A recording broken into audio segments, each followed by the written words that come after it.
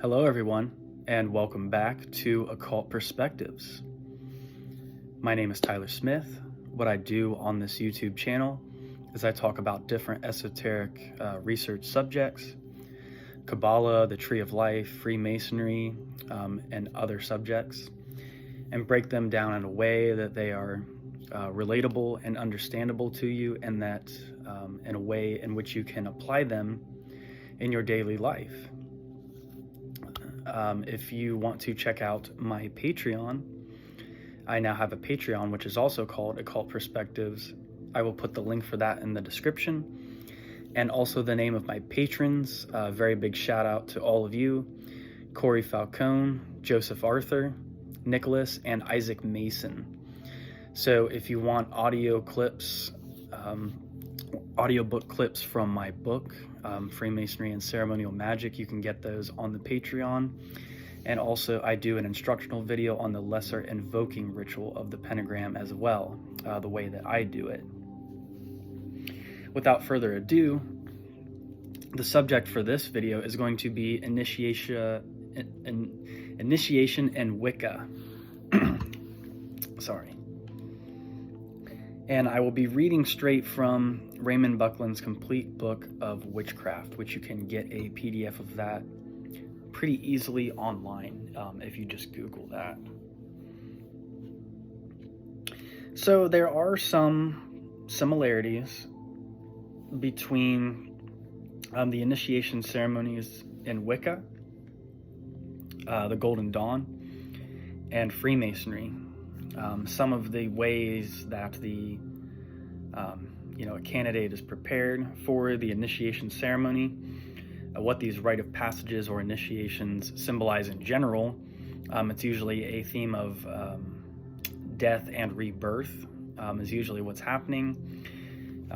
Your old way of life or your former self is being dissolved and you are being accepted into, in the case of Wicca, it would be into a coven. Now, I don't think I've done any videos on my YouTube channel about Wicca, specifically Wicca. It's a tradition which I've read a few books about, I've studied a little bit, but I don't know a lot about it, to be honest. I know a lot more about ceremonial magic than I do the Wicca religion. It's really considered a religion today. I think it's even legally considered one. So I find it very intriguing. I find it very interesting to study and to know about. And I respect all spiritual traditions and paths on this channel anyway. So I figured, why not do a video on Wicca, and we'll talk about initiation a little bit. So I'm just going to go ahead and jump right into this book and read some of this. This is from lesson 4. Getting started is what it says. I'm not sure exactly what chapter that is. I don't want to move around too much because I finally figured out how to navigate this book on here. A rite of passage is a transition from one state of life to another. Birth, marriage, and death are examples. Let me see if I can make this a little bit bigger. Zoom in. There we go. Van Gennep, a Flemish anthropologist, was the first to so label such rituals in 1909. The main rite of passage that you will be concerned with is that of initiation. It is important that you be aware and have some understanding of the different parts of the initiation ritual and its symbolism. In its most general sense, initiation denotes a body of rites and oral teachings arranged to bring about a very definite change in both the religious and the social status of the person undergoing the ritual. There is a catharsis, a spiritual cleansing. The person becomes, in effect, another person. The central theme of an initiation, I would say it would be more accurate to say that the person, if the ritual is done correctly, that they are coming into an alignment with their higher self, their true self, the genuine self. The central theme of an initiation, any initiation, whether it be witchcraft, primitive, tribal, or even Christian in form, is what is termed a palingenesis, a rebirth. You are ending life as you have known it to this point, and you are being, quote, born again and reborn with new knowledge. All initiation rituals follow the same basic pattern, and this is worldwide. Australian Aboriginals, Africans, Amerindians, Eskimos, Pacific Islanders, witches, ancient Egyptians, Greeks, and Romans. So just the overall generality of these mystery schools, being very similar in nature and what they're trying to convey.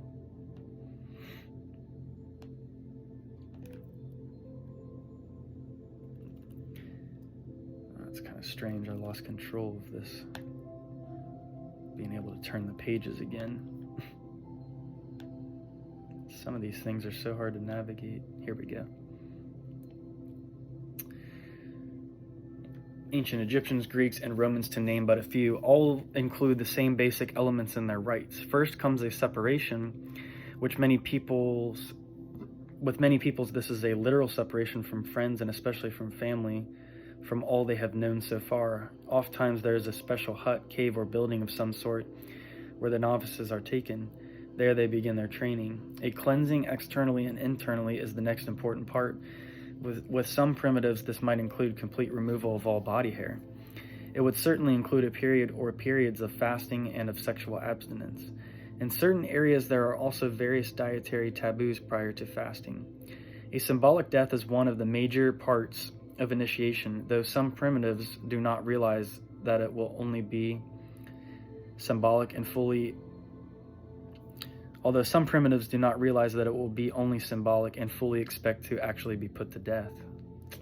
With some tribes, it does include an actual dismemberment, perhaps circumcision, tattooing, the amputation of a finger, or the knocking out of a tooth. Interesting, very rough back in the primitive days. Ritual scourging is another more common symbolic form of death, or the death could take the form of a, quote, monster, perhaps the tribe's totem animal, swallowing the initiate. So that sounds very similar to when one is working with like darker cosmic forces. A typical initiation ceremony is the one found in Gardnerian witchcraft for Wiccans. It is in 4 parts. The first part is known as the challenge.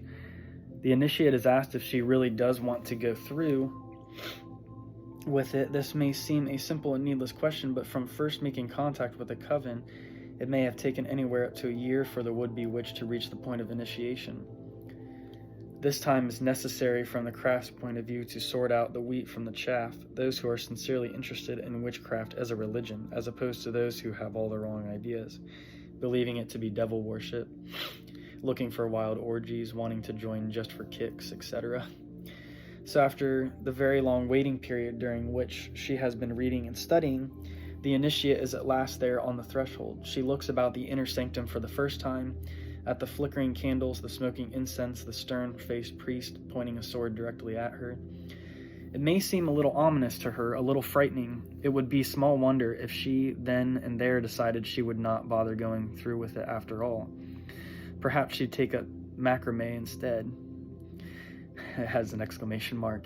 If such should be her decision, she is free to turn around and walk away, but after the long waiting period, there are few, if any, who decide that way. So after the challenge, the initiate is blindfolded and bound and led into the circle. There is an oath of secrecy taken by the initiate in the majority of traditions. Once this has been taken, the blindfold can be removed, and shortly afterwards the cords. It is strictly an oath of secrecy. There is no repudiation of any previous religion. There are no crosses to spit upon, no pacts to sign in blood, no goats' buttocks to kiss. After the oath comes the showing of the tools, very similar to the working tools in Freemasonry. Each coven has a number of so-called working tools. There you go. These are presented one by one to the initiate by the priest. As each one is presented,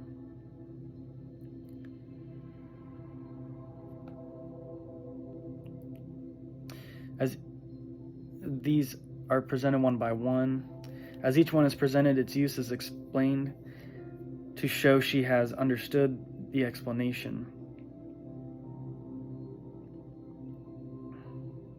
The initiate lays her hands briefly on the tool. At the end of the ceremony, the initiate is taken by the high priest around the circle to the 4 cardinal points. At each of these, she is presented to the gods who are believed to be there witnessing the event as a newly made priestess and witch. Interesting. That's from Anatomy of the Occult, Raymond Buckland.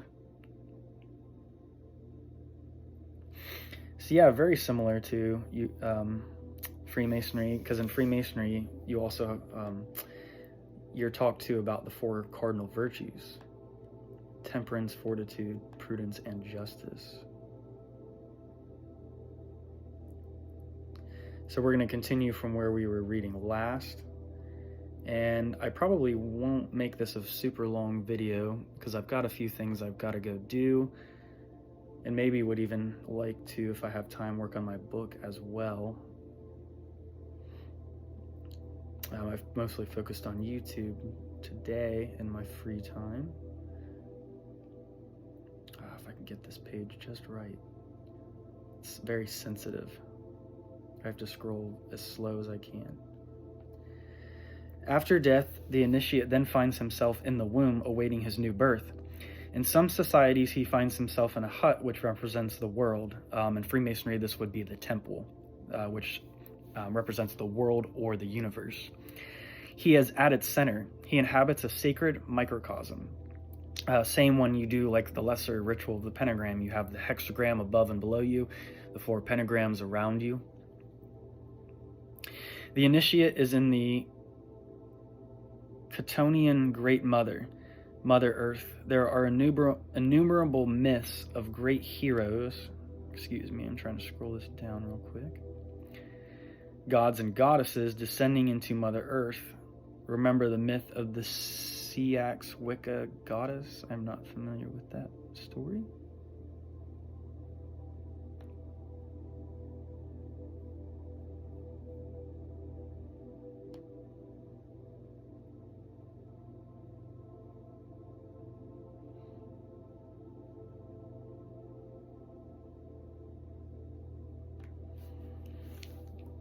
I'm just having a hard time getting this page to...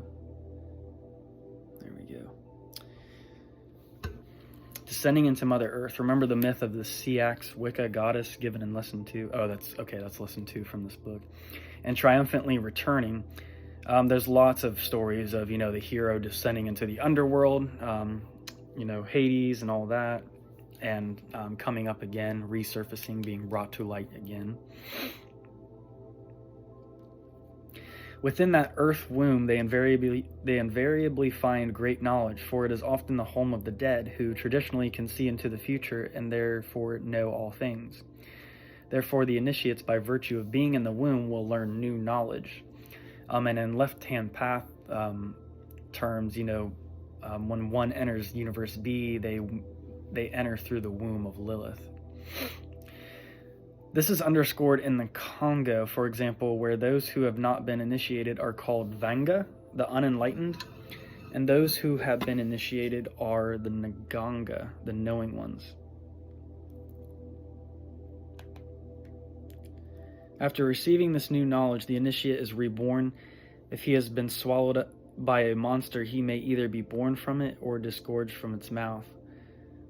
The mouth is often a substitute for the vagina. Interesting.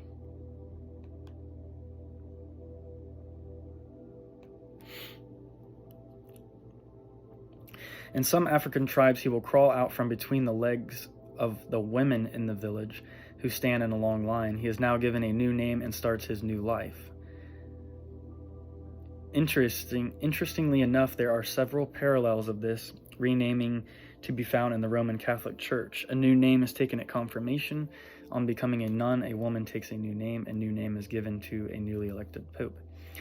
On excavating at Pompeii, there was found a villa named the Villa of Mysteries. This was where everyone in ancient Italy originally went to be initiated into the Orphic Mysteries. In the initiation room itself, there are frescoes painted around the walls showing a woman going through the various stages of initiation. In this instance, the symbolic death was a scourging. Part of the revelation of knowledge came from the initiate scrying with a polished bowl. The final scene shows her naked, dancing in celebration of her new birth. The scenes are typical of the palingenesis of initiation. The full initiation into witchcraft contains all the above elements. There is not quite the literal separation at the start but you will, of course, have separated yourself from others in the sense of absorbing yourself in the studies of the craft. You will also spend much time alone, meditating on what you are about to undertake. You will cleanse yourself by bathing and fasting. Only bread, honey, and water are allowed for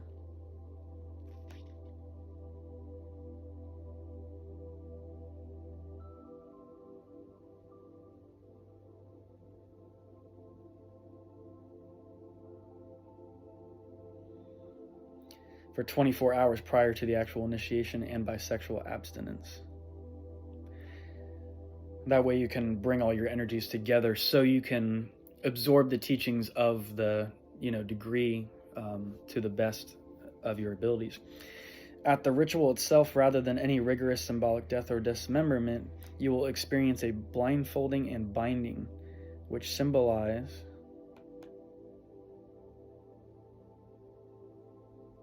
I keep trying to move the page and it's just giving me a really rough time.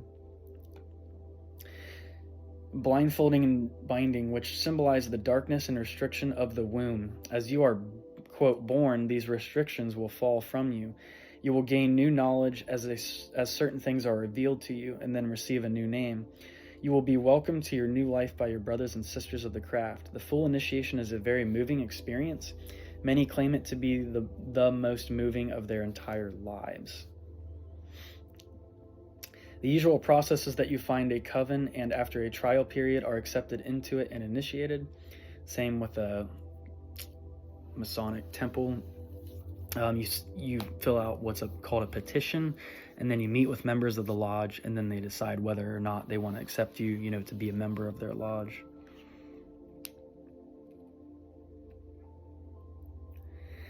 But supposing you are starting from scratch, a group of friends who are going to form their own coven and basically start their own tradition.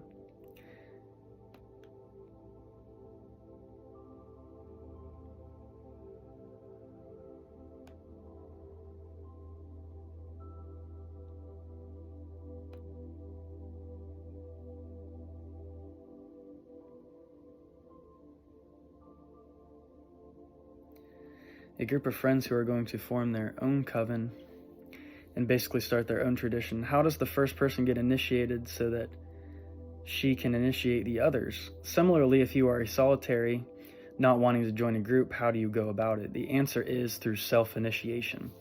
Some years ago, the majority of witches, myself included, the author, Raymond Buckland, frowned on the very idea of a self-initiation. We didn't stop to think of what might have been done in the old times for those living miles from any coven, or how did the first witches get initiated. Today, some of us at any rate are more enlightened. The self-dedication is exactly that. It is a dedicating of oneself to the service of the gods. It does not contain all the elements we have mentioned above, but is nonetheless a moving experience. A full coven initiation may always be taken at a later date if you so desire, of course, but note that it would not be mandatory, just a matter of personal preference. So that's just talking about individual practitioners versus Wiccans wanting to join a coven. The question often asked is, how valid is self-initiation?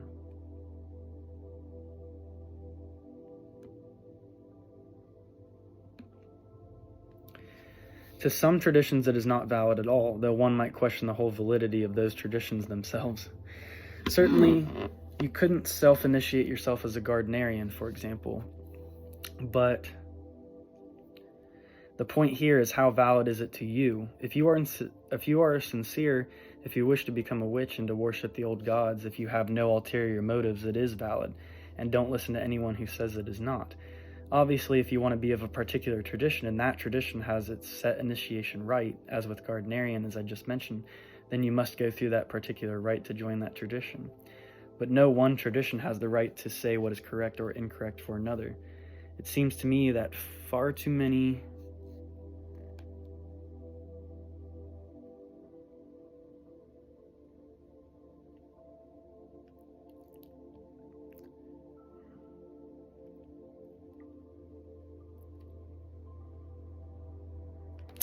Sorry that I have to keep pausing this.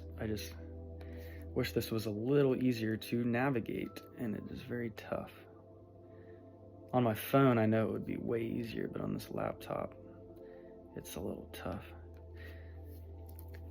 It seems to me that far too many people get hung up on a line of descent, who initiated whom and through whom, rather than getting on with the business of worship. One of the oldest of the modern traditions is the Gardnerian, and that, in its present form, is only about 35 years old as of this writing. Not very old when we look at the whole picture of witchcraft. So if a Gardnerian initiation, for example, can be considered valid, then so can yours. Let's get into a little bit of talk on the circle, and then I'm probably going to go ahead and wrap up the video here. Circles. A Roman ambassador in a foreign country would draw a circle around himself with his staff to show he could be safe from attack. The Babylonians drew a circle of flour on the floor around the bed of a sick man to keep demons away.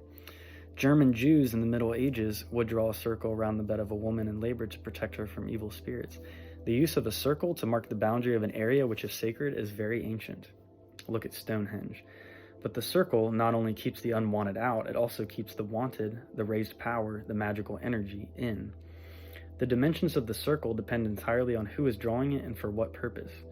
In ceremonial magic, where the magician is conjuring entities, the exactness of the circle and everything within it is critical. But there is the other end of the scale, as it were. In the old days, when the villagers would get together to give thanks to their god, they would simply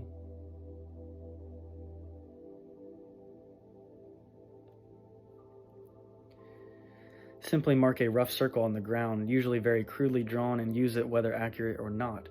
Its purpose was merely to designate a space to be hallowed for the rites, a place, quote, special for that purpose. Your circle does not have to be as painstakingly accurate as the ceremonial magicians, though more on this in Lesson 11, Magic, in this book. So as I said, you can get this book on PDF and read the whole thing yourself. Another book I recommend, especially if you're somebody who's interested in Freemasonry or has gone through at least the first degree. I wouldn't read the book if you plan on being a Mason, and there's going to be a lot of spoiler alerts in it, but it is a good book. It's called The Ceremony of Initiation. I think it's by Wilmhurst is the last name. I'm pretty sure. You can Google that, though, and there should be a free PDF of that book. You should be able to find that pretty easily. That's a great, great book, though, and can be read and easily understood by anyone.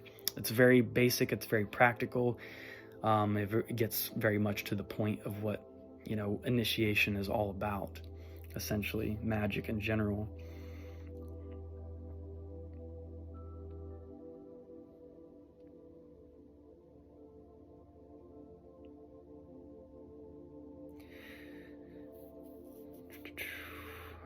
So even though it says here for the Wiccan, your circle does not have to be as painstakingly accurate as the ceremonial magicians, though more on this in Lesson 11, Magic, yet it is drawn with a certain amount of care and exactness. And then, like in the lesser ritual of the pentagram, you draw a circle as well. And then you pretty much, as soon as you've done, the Kabbalistic cross for the second time, that pretty much closes out the circle. At least that's how I view it in that ritual. There's no technically closing of the circle per se. I know there are variations where you can do that, because the circle is supposed to be with you as you are going on throughout your day. You have those the God names sealed at the four quarters with the angelic energies, going off to perform the functions that you've essentially programmed into the energies with your ritual work. The coven circle is 9 feet in diameter. The individual circle is 5 feet. The drawing of the circle starts and finishes in the east and is always drawn clockwise, or diacal. If you are meeting outdoors, then the circle is actually marked on the ground with the sword as the priestess walks around. Indoors, the circle should be marked on the floor with a length of white cord with chalk, or if you have a permanent temple, it can be painted in white paint. But the priestess will still walk around with the sword, starting and finishing in the east, marking it, and directing power into it through the point of the sword.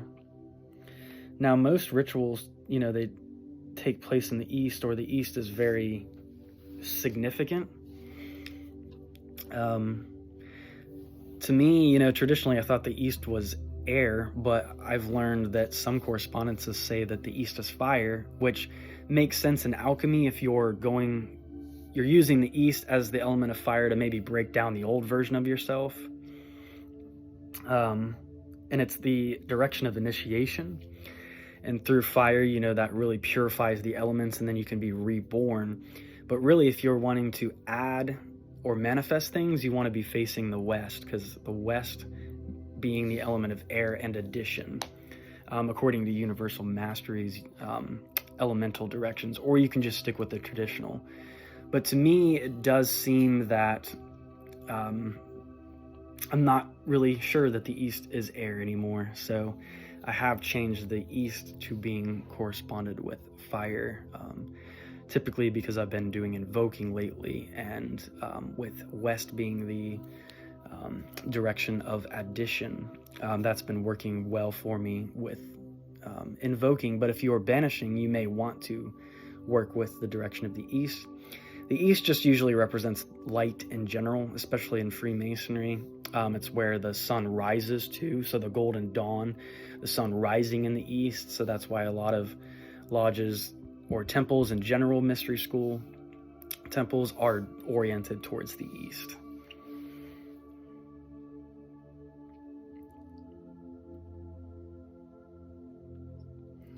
So I think I already read this. The priestess will still walk around with the sword, starting and finishing in the East, quote, marking it and directing power into it through the point of the sword.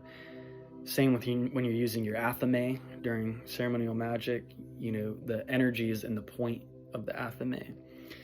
On the line of the circle stand 4 white, unlit candles, one in the north, one in the east, one in the south, and one in the west. If you wish, there may be additional candles already lit between these 4. They should stand around the circle but outside the line. They would be there purely for extra illumination if required.